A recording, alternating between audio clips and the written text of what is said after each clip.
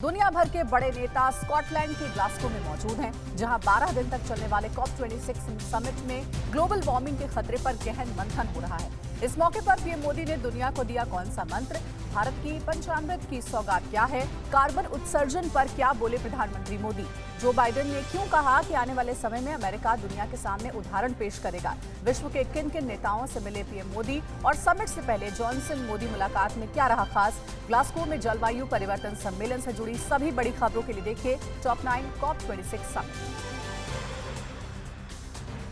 COP26 में जुटे world leader के बीच प्रधानमंत्री नरेंद्र मोदी ने पर्यावरण की रक्षा के लिए दुनिया को नया मंत्र दिया।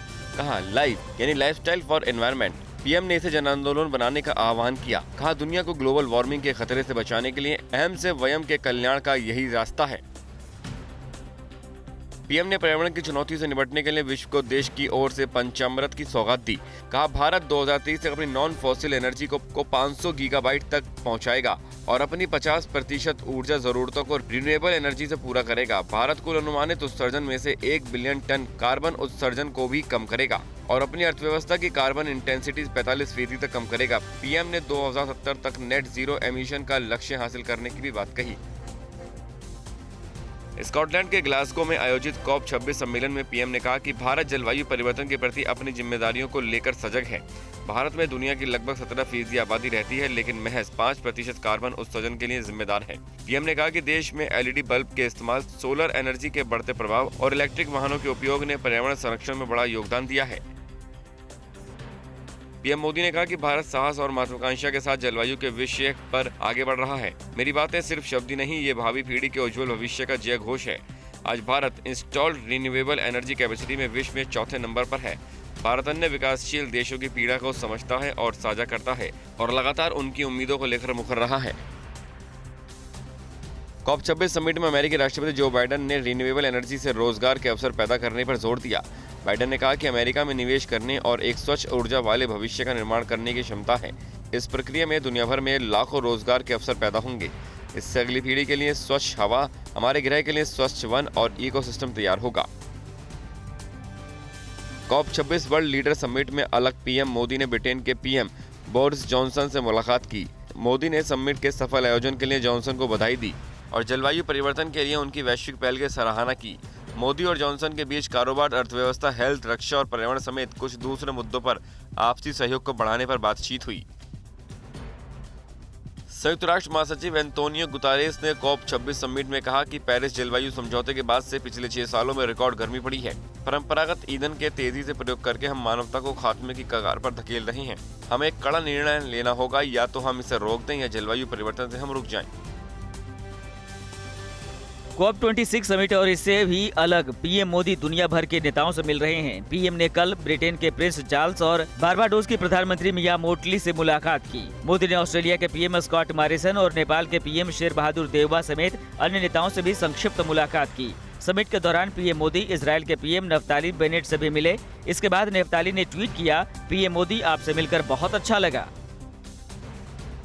ग्लासगो में कल पीएम मोदी COP26 समिट में शामिल होने से पहले भारतीय समुदाय के लोगों से मिले। विदेश मंत्रालय ने तस्वीर शेयर करते हुए लिखा कि पीएम नरेंद्र मोदी ने भारतीय समुदाय के लोगों से मुलाकात की है। उन लोगों के बीच संबंधों को मजबूत कर रहे हैं। इससे पहले कल जब पीएम होटल पहुंचे थे तो भारतीय समुदाय के लोगों ने मोदी है भारत का गहना गाना गाकर उनका स्वागत किया। वसूली कांड में ईडी का बड़ा एक्शन। महाराष्ट्र के पूर्व गृह मंत्री अनिल देशमुख हुए गिरफ्तार। ईडी ने अनिल देशमुख से कितने घंटे तक की पूछताछ, कब होगी उनकी कोर्ट में पेशी, कितनी लोकसभा और विधानसभा सीटों पर हुए उपचुनाव के नतीजों पर आज टिकी है नजरें और मिशन वैक्सीनेशन का नया अभियान क्या है। देश भर की सभी अहम खबरों के लिए देखिए टॉप 9 राष्ट्र। 100 करोड़ की वसूली मामले में आरोपी महाराष्ट्र के पूर्व गृह मंत्री अनिल देशमुख को ईडी ने बीती रात करीब 1 बजे गिरफ्तार कर लिया। वो कई दिनों तक लापता रहने के बाद कल सुबह अचानक ईडी के ऑफिस पहुंच गए। देशमुख को ईडी ने 5 बार पूछताछ के लिए सम्मन किया था, लेकिन एक भी बार पेश नहीं हुए थे। गिरफ्तारी से पहले ईडी ने अनिल देशमुख से करीब 13 घंटे तक पूछताछ की, लेकिन वो किसी भी सवाल पर संतोषजनक जवाब नहीं दे सके। अब गिरफ्तारी के बाद ईडी आज अनिल देशमुख को कोर्ट में पेश करेगी। अनिल देशमुख पर मुंबई के पूर्व पुलिस कमिश्नर परमबीर सिंह ने भ्रष्टाचार व धन उगाही के आरोप लगाए थे, जिसके बाद से उनके खिलाफ जांच चल रही है। महाराष्ट्र में विपक्ष के नेता देवेंद्र फडणवीस ने मंत्री नवाब मलिक पर पलटवार किया है। कहा कि नवाब मलिक ने फुस पटाखा फोड़ा है, अब दिवाली के बाद बम मैं फोड़ूंगा। नवाब मलिक के अंडरवर्ल्ड से संबंध के सारे सबूत मीडिया और शरद पवार को दूंगा। नवाब मलिक ने देवेंद्र फडणवीस पर ड्रग तस्कर जयदीप राणा से संबंध का आरोप लगाया है।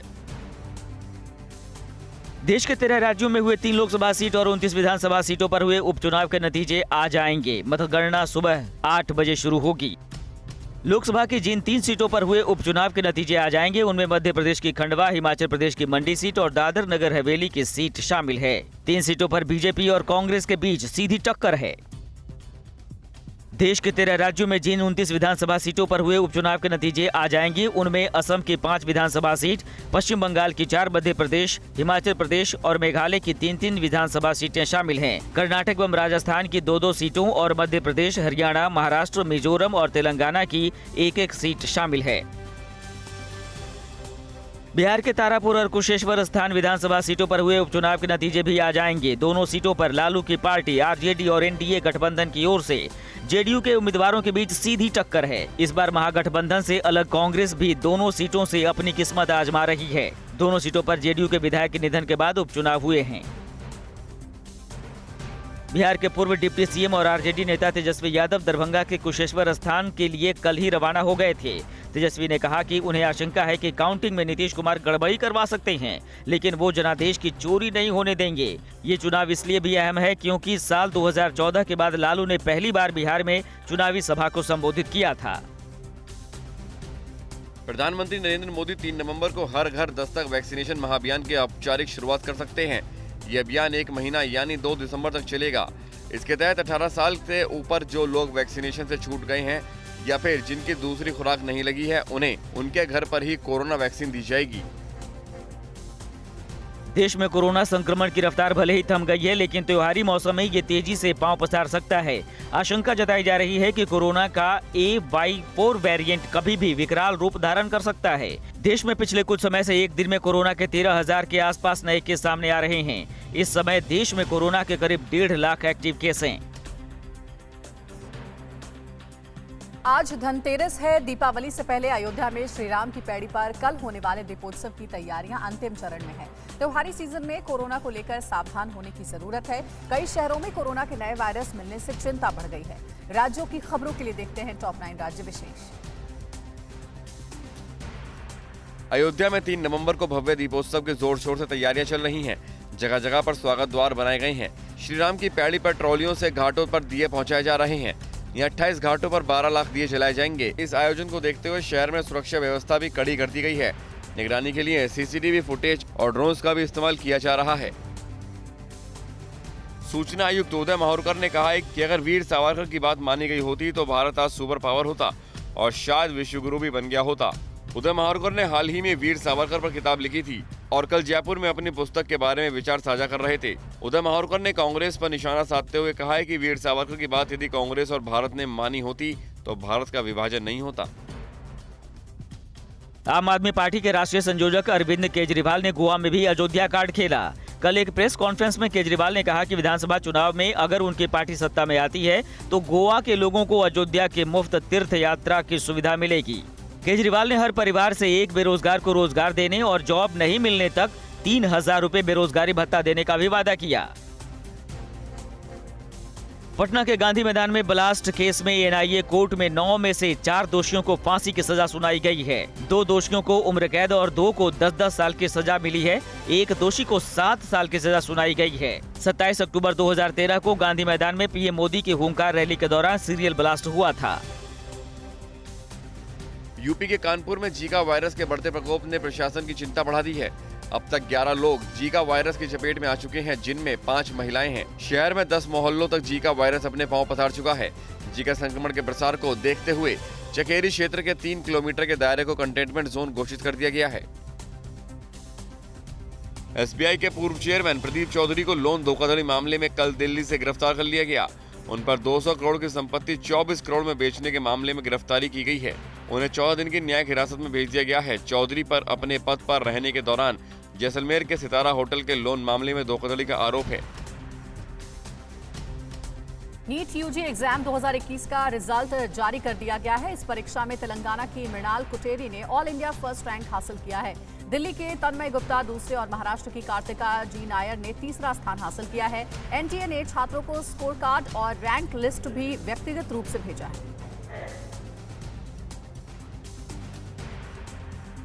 गुजरात के वडोदरा में हरनी एरिया में एक टिम्बर गोदाम में आग लगने से हड़कंप मच गया। देखते ही देखते आग ने विकराल रूप धारण कर लिया। उसे बुझाने के लिए 15 से ज्यादा फायर फाइटर्स को कड़ी मशक्कत करनी पड़ी। आशंका जताई जा रही है कि लकड़ी के गोदाम में जलता हुआ पटाखा गिर जाने से आग लग गई।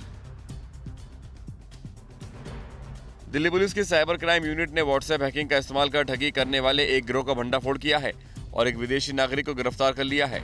ये सिंडिकेट दिल्ली और बेंगलुरु से चलाया जा रहा था। पुलिस ने आरोपी इमैनुअल के पास से एक लैपटॉप और 15 मोबाइल फोन जब्त किए हैं। पुलिस अन्य आरोपियों की पहचान में जुटी है।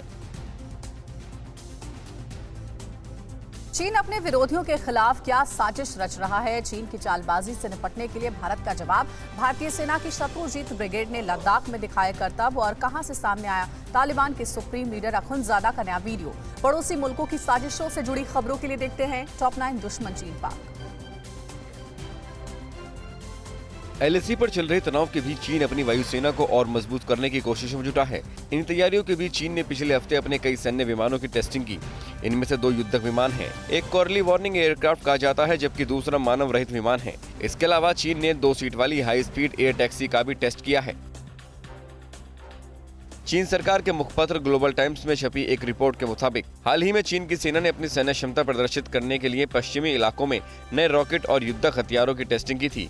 इनमें PHL-11 multi rocket launcher, PHL-3 long range rocket launcher और PCL होविट्जर तोप का प्रदर्शन किया था। चीन की एक विध्वंसक योजना का खुलासा हुआ है। खुलासे के तहत चीन ने इलेक्ट्रोमैग्नेटिक गन का टेस्ट किया है। चीन ने अब तक इसके आधिकारिक परीक्षण पर कुछ नहीं कहा है।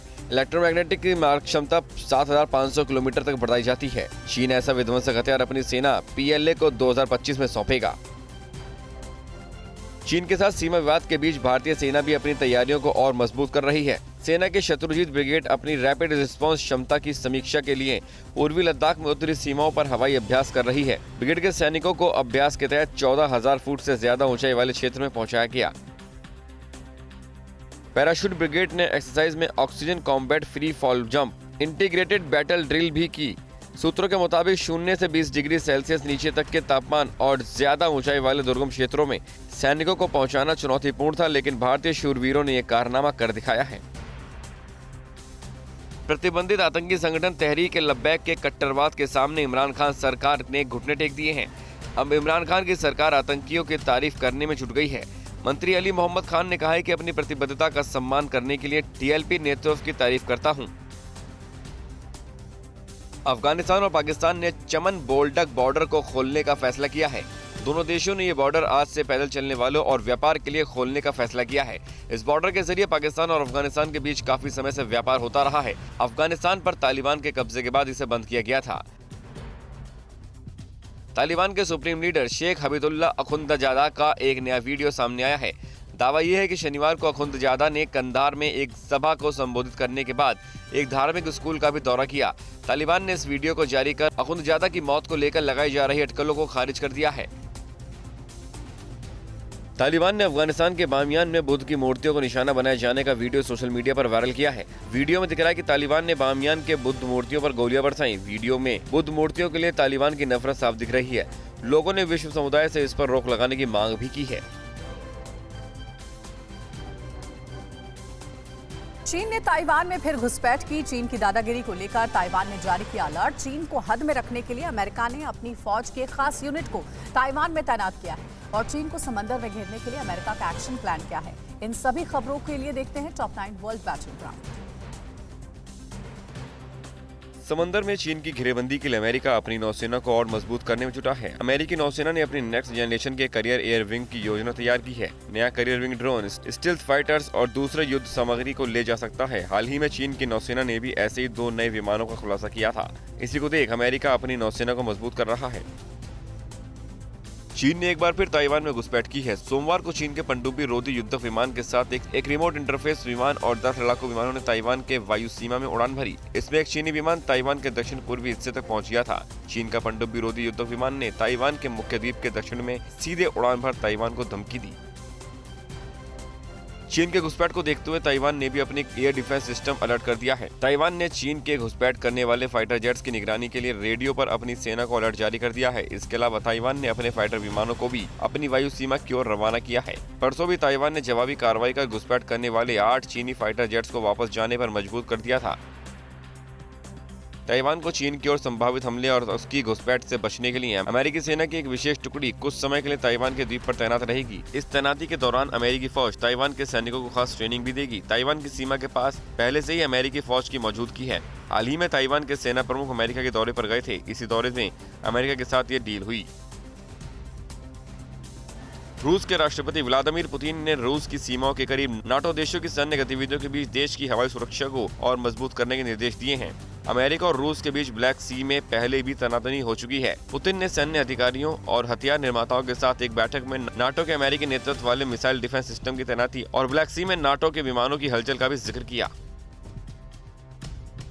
अरब सागर में इजराइल, मिस्र और यूएई के साथ अमेरिकी युद्धाभ्यास से ईरान नाराज है। इस युद्धाभ्यास के जवाब में ईरान की वायुसेना भी वॉर एक्सरसाइज में जुटी है। ईरान के इस डील में फाइटर जेट्स के साथ semi heavy smart bomb, laser system, thermal और रडार गाइडेड मिसाइल, रॉकेट और बमों का टेस्ट जारी है।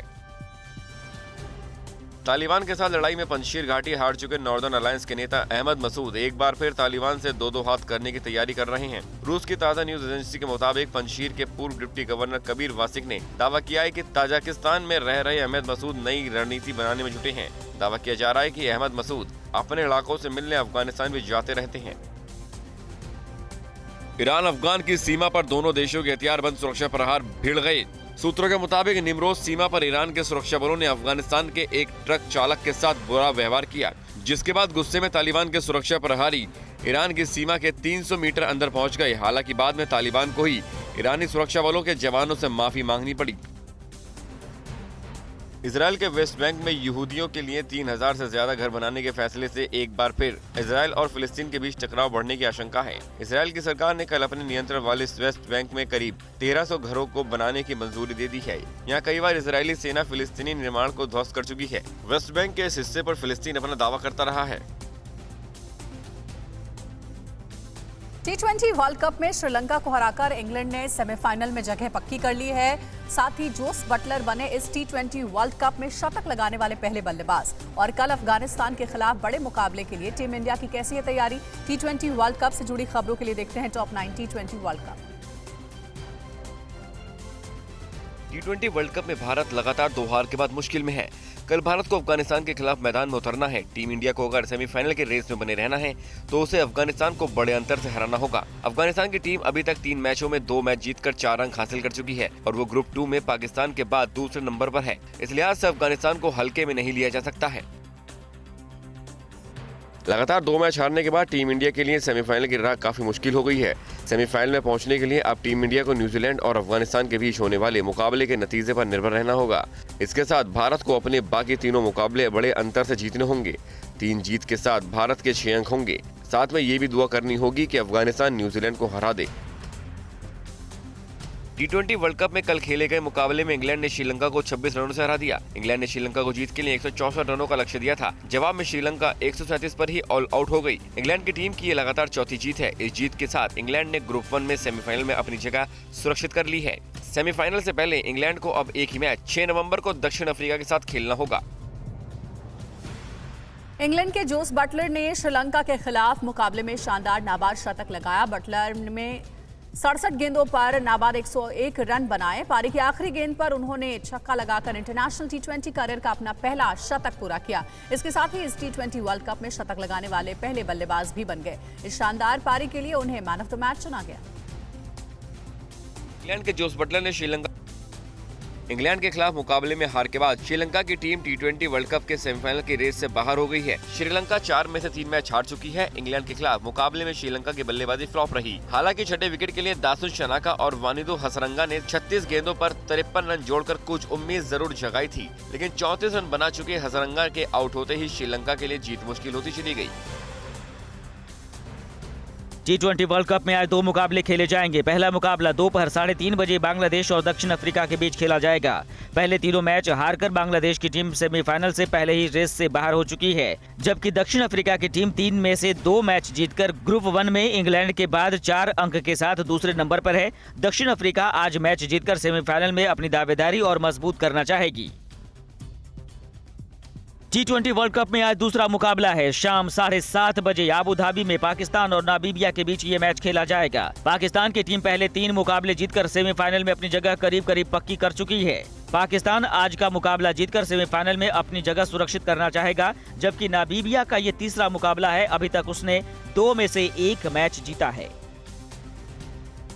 T20 वर्ल्ड कप में पॉइंट टेबल के मुताबिक ग्रुप 1 से इंग्लैंड की टीम 4 मैच जीतकर 8 अंक के साथ सेमीफाइनल में पहुंच चुकी है, जबकि ग्रुप 1 से दक्षिण अफ्रीका और ऑस्ट्रेलिया के 3 मैचों के बाद 4-4 अंक हैं। इन दोनों में से कोई एक टीम सेमीफाइनल में पहुंच सकती है, जबकि ग्रुप 2 में पाकिस्तान 3 मैच जीतकर सेमीफाइनल में करीब करीब पहुंच चुका है। सेमीफाइनल की दूसरी टीम के लिए अभी मैदान खुला है। पाकिस्तान में लगातार विदेशी टीमों के क्रिकेट खेलने से इनकार के बीच वेस्टइंडीज की महिला क्रिकेट टीम वनडे सीरीज के लिए कराची पहुंच गई है। पाकिस्तान और वेस्टइंडीज की महिला टीम के बीच 3 वनडे मैचों की सीरीज का पहला मैच 8 नवंबर को खेला जाएगा। इससे पहले न्यूजीलैंड और इंग्लैंड की टीम ने सुरक्षा कारणों का हवाला देकर पाकिस्तान में खेलने से इनकार कर दिया था। परवाह देश की, सोमवार से शुक्रवार रात 10 बजे TV9 भारतवर्ष पर।